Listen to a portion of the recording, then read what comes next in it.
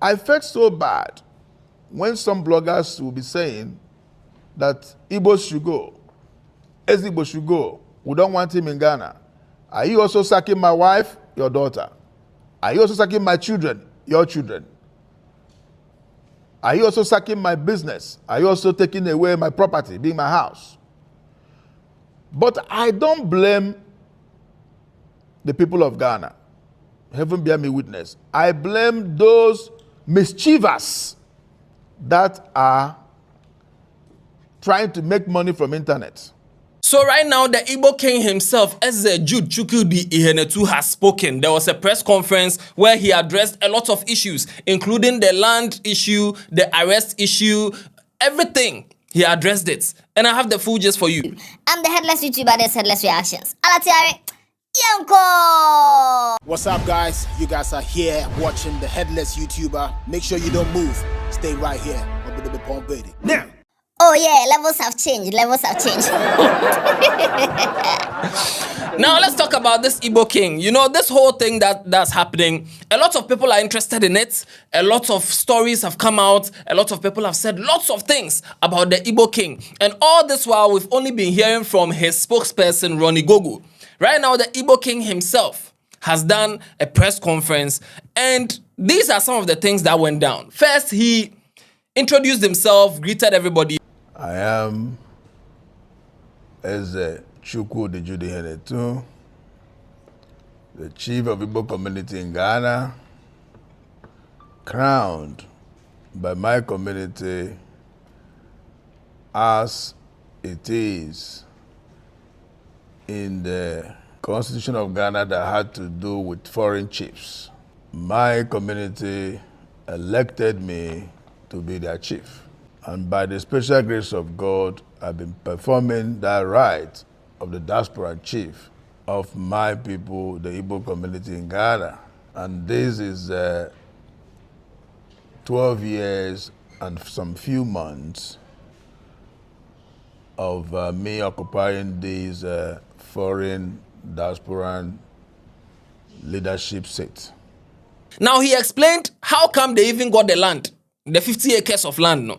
According to him, somewhere 2012, 2013, thereabout, there was a trade issue between Nigerians and also the trade union of Ghana.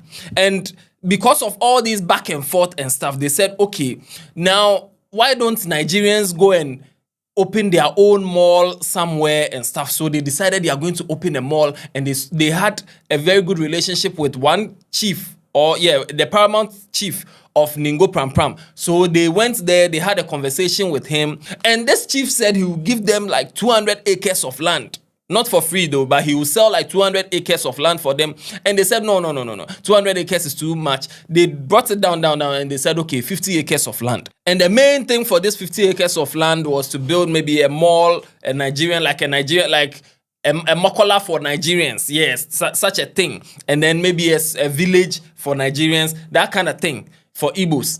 Now, they were supposed to make payments in about 3 months, but then by the 3rd month, when they came back, the chief said there was litigation on the land, and they didn't finish settling the litigation, and because of that, the deal closed. But before the deal even closed, now he has done that video already, that interview, he had done it already, talking about the Igbo Village and all that. The controversy that is spreading around the world in the internet that had to do with the video that I made 2013 as the chairman of Igbo community has spoken was as a result of trade issue that Nigerians were having then with Ghana Trade Union, GUTA, from 2012 to 2013 thereabout,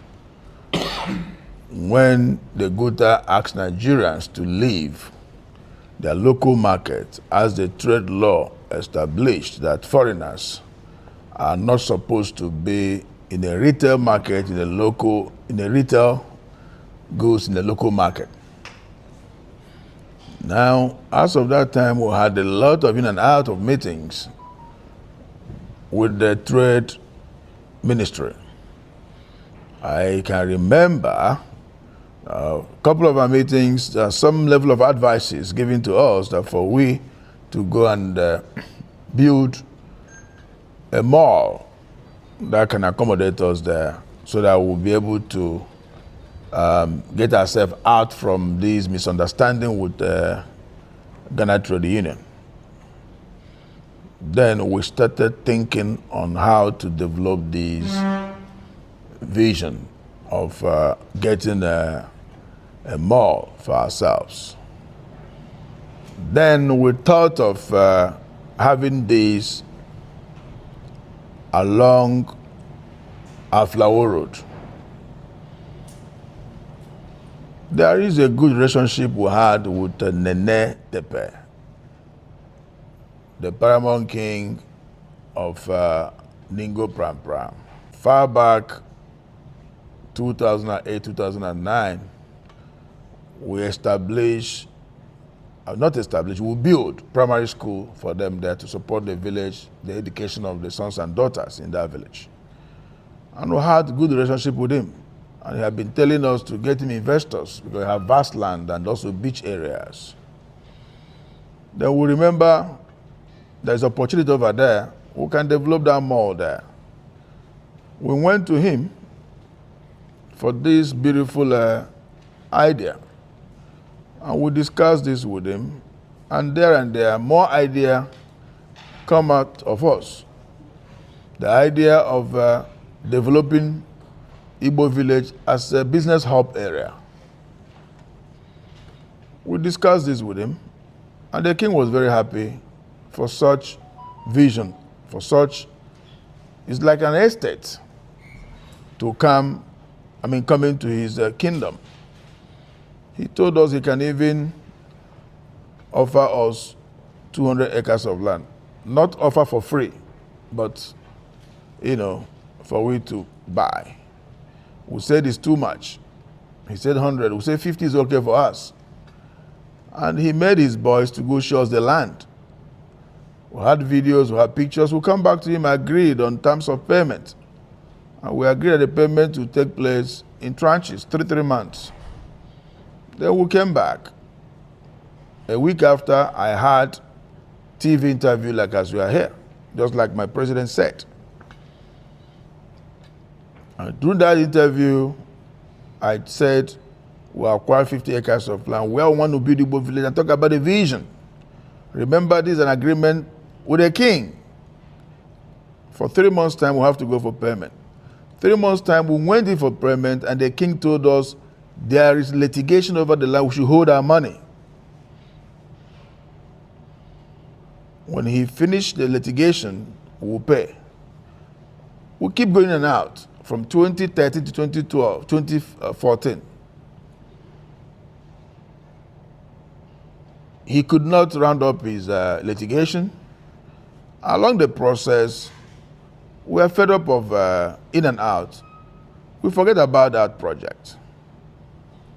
Though sometimes we talk about the vision. That is how this project, we left it. The video you are seeing on the internet that I said we'll build Igbo Village was made 2013, 12 years ago. If you look at my age now, my age then, that time no small biabia. That time, you can see the video how young I was then 12 years ago.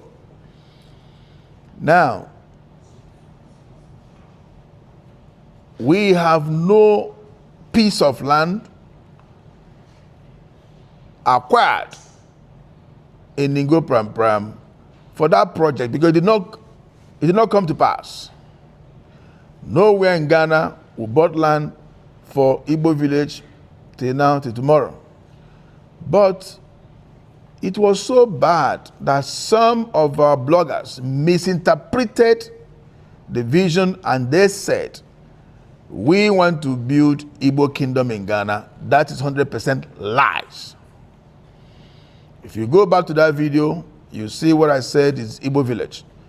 And the interpretation of village is different from kingdom.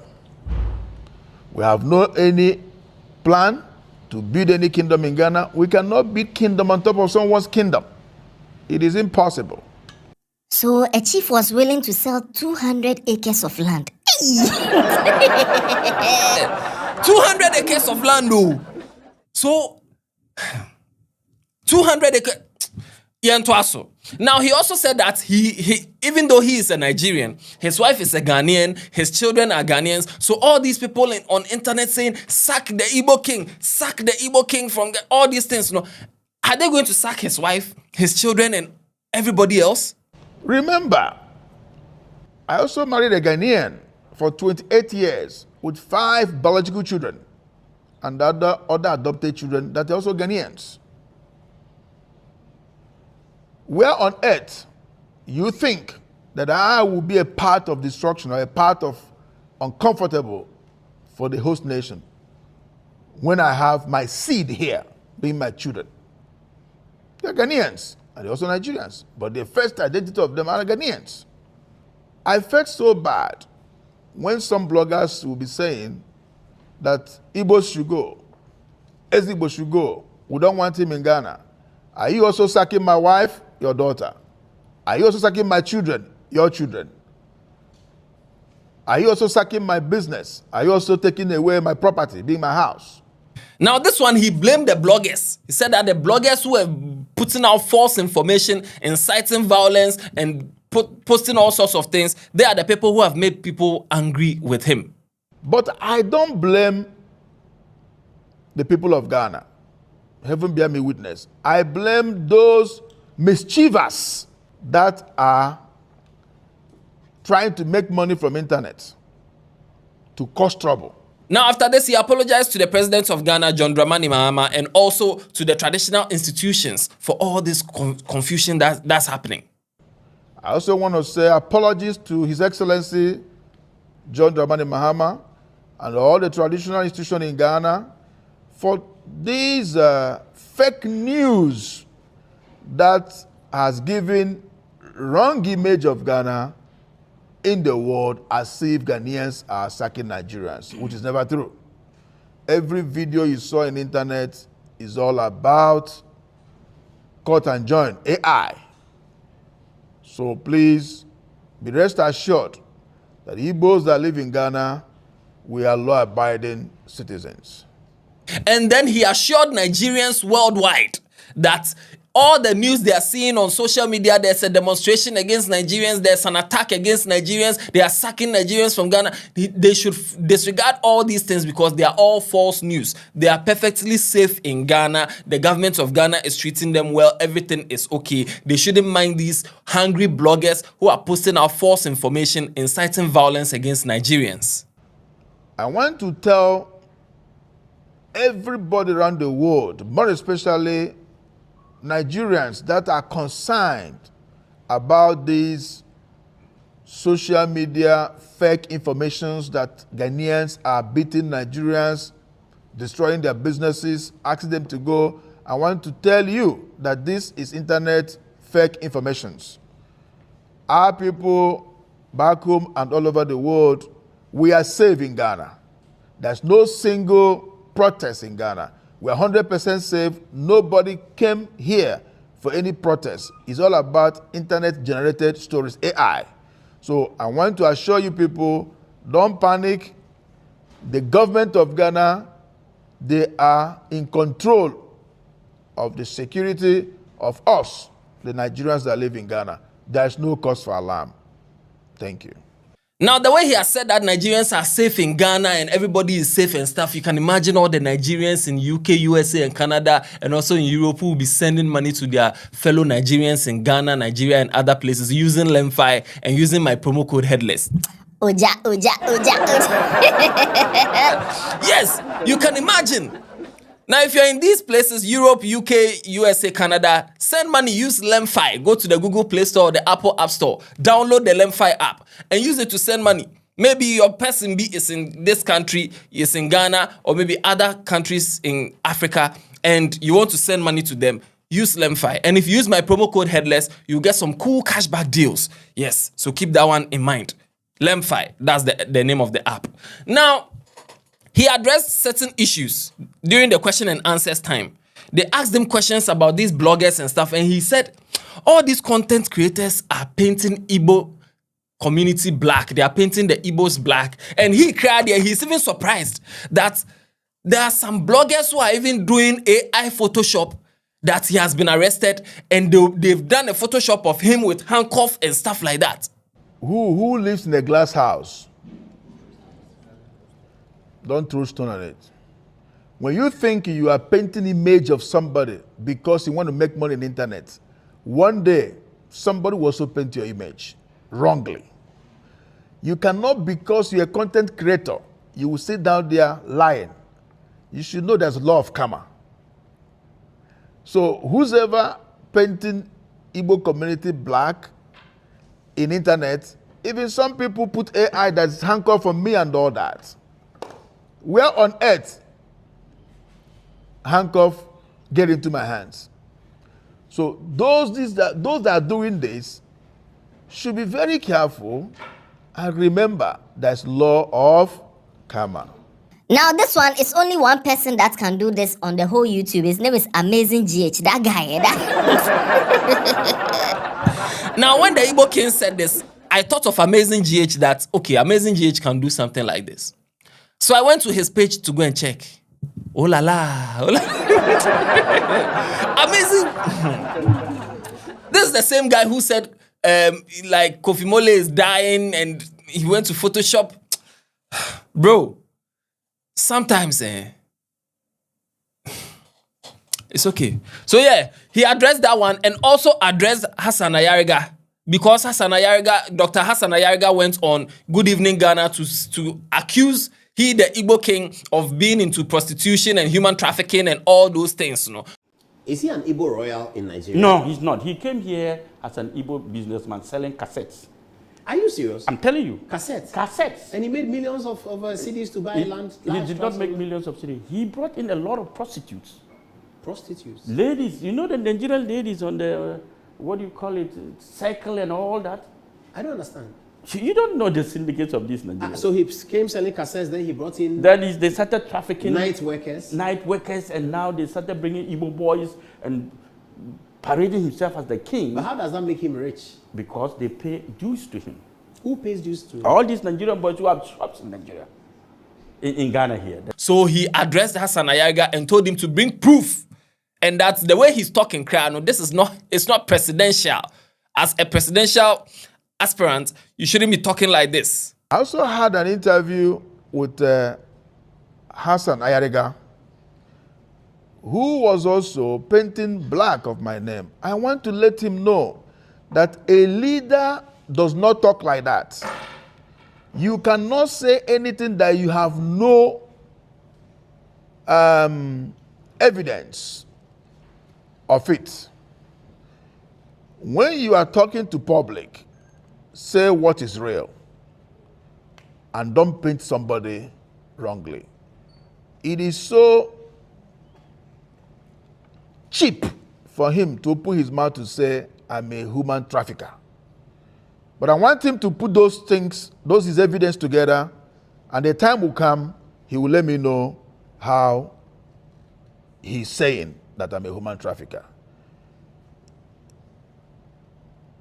If indeed he have the qualities to be a president of a nation, this alone has disqualified him, because it's a wrong information and you are giving the youth of the nation wrong, emotional, torture information for them to rise against your fellow African brothers.